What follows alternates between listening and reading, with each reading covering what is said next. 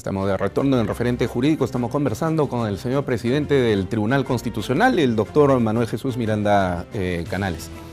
Doctor, cuando el gran maestro vienés Hans Kelsen diseñó la idea del Tribunal Constitucional, lo hizo pensando precisamente en un Estado de Derecho que se construyera sobre la base no de una definición política, sino de una definición jurídico-constitucional, ¿verdad?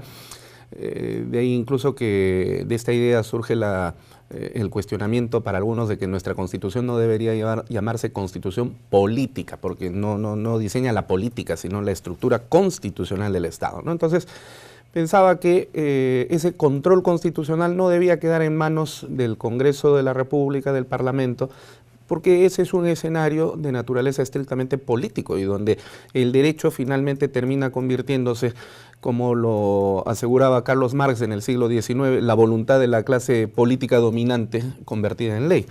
Y entonces, para eso, para verificar y dar ese control constitucional que usted señaló al final del bloque pasado, se necesitan técnicos específicos, no políticos, sino técnicos. Y estos técnicos son constitucionalistas, como usted, pero ellos deben estar en el Tribunal Constitucional. Esa es la idea que se tiene desde los tiempos de Hans Kelsen al Tribunal Constitucional el día de hoy. Y si esa es la idea, ¿cuáles son las funciones actuales que tiene un Tribunal Constitucional como el nuestro en el Perú? La Constitución política de 1993 establece tres funciones básicas. Primero, garantizar la vigencia normativa de la Constitución. Dos, garantizar garantizar la supremacía normativa de la Constitución. Dos, garantizar la vigencia efectiva de los derechos fundamentales. Y tres, dirimir las competencias entre los poderes del Estado, entre ellos o entre los poderes y los otros órganos constitucionales autónomos o entre ellos. Brevísimamente, hagamos una referencia a cada una de estas funciones en razón del tiempo. Adelante. Garantizar la supremacía normativa de la Constitución quiere decir que en este momento la Constitución, digamos, es una ley, es una norma jurídica que en anterior oportunidad no lo era. El ejemplo que siempre pongo yo he estudiado con la Constitución de 1933. En esa Constitución existía igualmente estas funciones y existía también, digamos, derechos fundamentales. Pero si no se cumplía, ¿quién hacía cumplir lo que dice la Constitución? Sobre todo en un Estado como el nuestro de tradición militarista, golpista, ¿no? Entonces no había quién. ¿Por qué? Porque en 1933, 1934, 35, no había Tribunal Constitucional. Entonces, el control de la Constitución lo hacía el Parlamento, y entonces la Constitución era una carta política, de buenas intenciones, de organización del Estado, pero nada más. Enunciados retóricos. ¿Qué se podía hacer en ese momento? Nada. Es recién a partir de la Constitución de 1979 que se crea el Tribunal de Garantías Constitucionales, en donde la Constitución se convierte en norma jurídica. ¿Por qué? Porque hay un órgano que hace cumplir lo que dice la Constitución.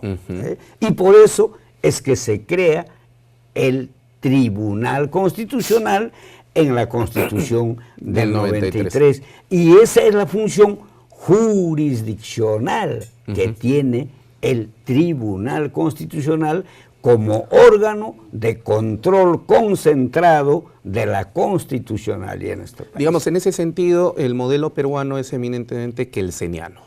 relativamente, porque nosotros tenemos un modelo concentrado, de control constitucional concentrado por el Tribunal Constitucional, pero también tenemos un modelo de control constitucional difuso que nace con el Código Civil de 1936, con el cual yo estudié, pero que este control difuso en realidad no ha funcionado, porque estaba en el código, pero nadie lo aplicaba. Entonces, ahora tenemos el modelo dual, ¿no?, en donde hay el control concentrado, como hay el control difuso de la constitucionalidad.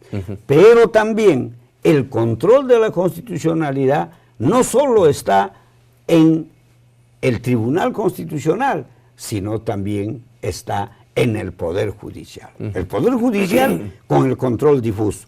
Y en el resto de los otros derechos, el control de la constitucionalidad con el proceso de inconstitucionalidad, o el control constitucional en los procesos de la libertad, como el habeas corpus, el amparo, el habeas data y el de cumplimiento, se comparten entre el Poder Judicial y el Tribunal Constitucional. En las primeras instancias. En los primeros grados, primer grado, el juez, en este caso, por ejemplo, de amparo, el juez civil, debería ser juez constitucional, pero no tenemos jueces constitucionales.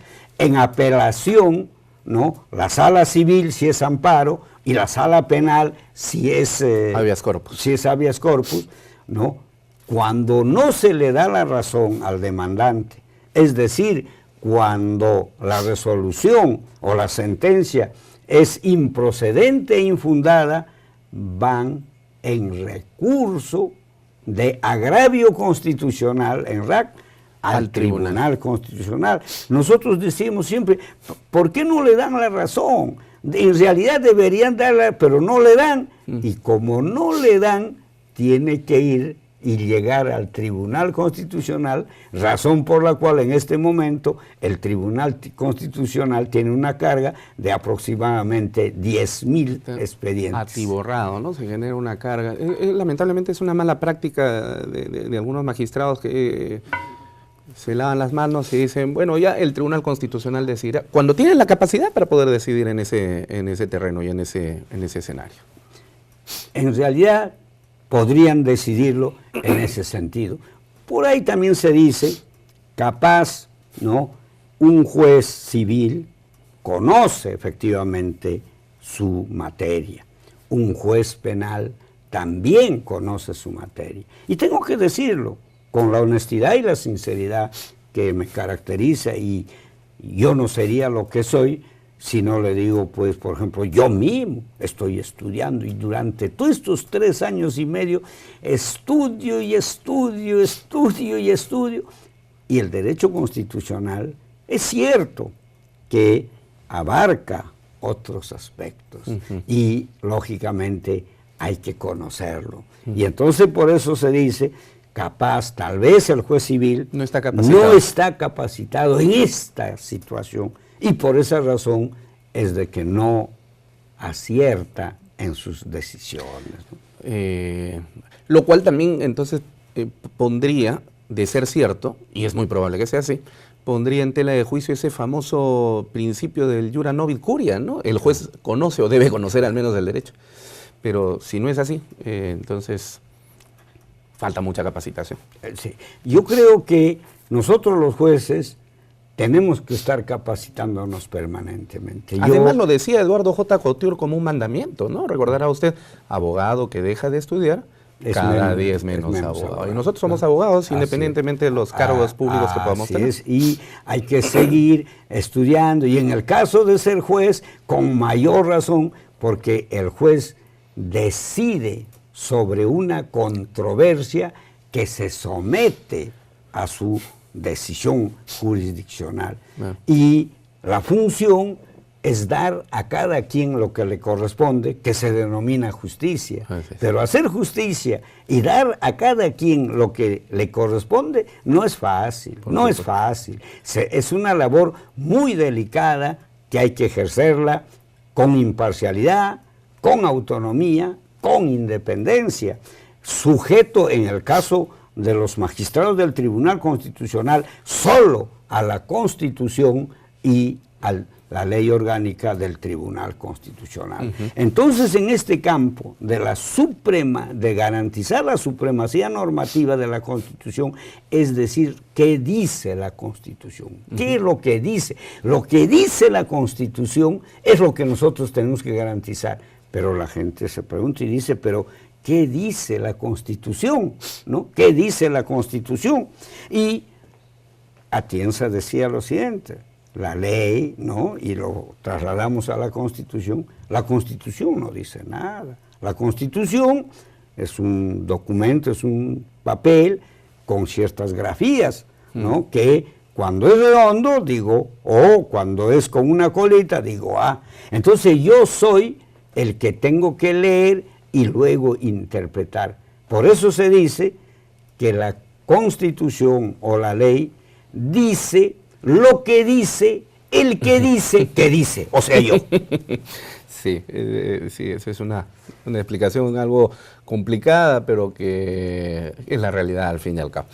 Y para cerrar con este tema de las funciones del Tribunal Constitucional, esta función a la que hacía referencia usted, que el TC actúa como dirimente entre las competencias de los otros órganos del Estado.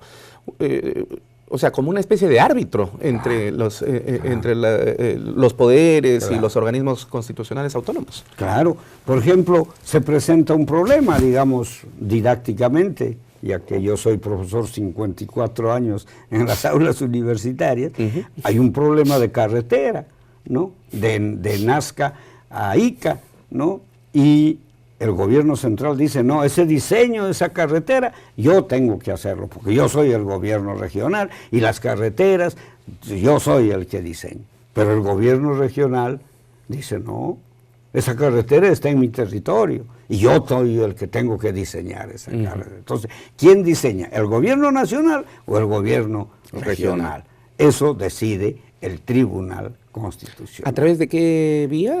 ¿Qué acción? En este caso, el proceso de competencia. Competencial. Ok, correcto. Bueno, y gracias a estas funciones se ha podido lograr que, y fundamentalmente desde que reinauguramos nuestro sistema democrático a inicios del presente siglo, el Tribunal Constitucional empieza a ordenar el Estado peruano y su orden jurídico en función de un faro luminario que es la Constitución, que es a lo que le hemos llamado la constitucionalización del derecho, ¿no es cierto?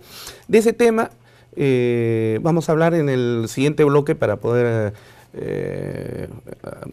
explayar todo lo que sea necesario, porque ha de saber usted que aquí nos siguen no solamente juristas y abogados de profesión y magistrados que nos están viendo en este momento, sino también estudiantes de derecho.